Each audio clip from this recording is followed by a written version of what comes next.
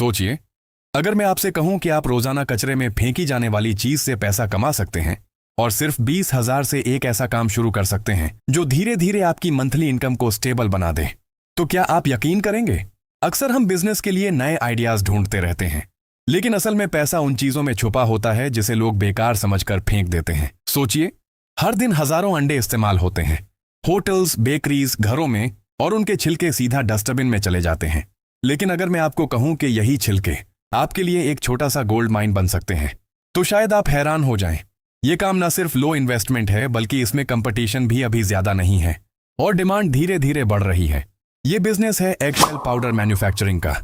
अंडों के छिलकों को साफ करके, ड्राई करके और ग्राइंड करके एक फाइन पाउडर बनाया जाता है जो पोल्ट्री फीड, फर्टिलाइजर और कैल्शियम सप्लीमेंट्स में यूज होता है।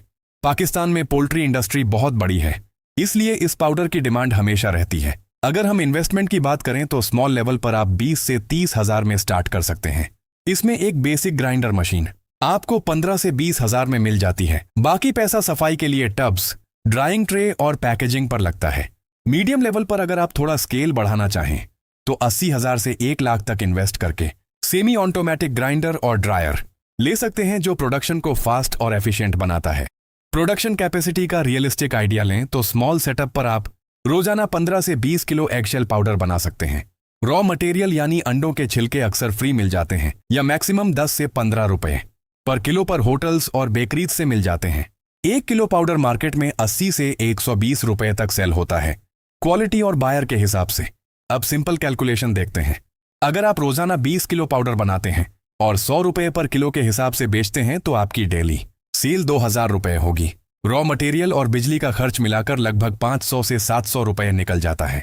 इस तरह आपका डेली प्रॉफिट 1300 से 1500 रुपए तक बन सकता है। मंथली अगर 25 दिन काम करें तो ये 32,000 से 37,000 रुपए तक प्रॉफिट देता है। मीडियम लेवल पर यह इनकम आसानी से डबल हो सकती है। इस बिजनेस में रॉ मटेरियल सबसे ईजी चीज है। आप नियर बाय रेस्टोरेंट्स, बेकरीज और पोल्ट्री शॉप्स से कॉन्टैक्ट करके रेगुलर सप्लाई ले सकते हैं। बिजली का कंजम्पशन ग्राइंडर पर डिपेंड करता है, लेकिन छोटी मशीन पर यह ज्यादा हैवी नहीं होता। मेंटेनेंस भी सिंपल है, सिर्फ मशीन की सफाई और टाइम पर सर्विसिंग जरूरी होती है। लोकेशन का भी रोल है। अगर आप शहर के अंदर किसी ऐसी जगह पर काम करते हैं जहां से रॉ मटेरियल आसानी से मिल जाए और डिलीवरी भी इजी हो तो आपका काम स्मूथ चलेगा।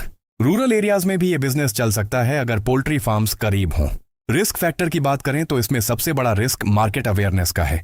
हर जगह बायर्स रेडीली अवेलेबल नहीं होते, इसलिए आपको पहले से पोल्ट्री फार्म्स या फर्टिलाइजर सेलर्स से कॉन्टैक्ट बनाना होगा। दूसरा रिस्क हाइजीन का है। अगर सफाई प्रॉपर ना हो तो प्रोडक्ट रिजेक्ट हो सकता है।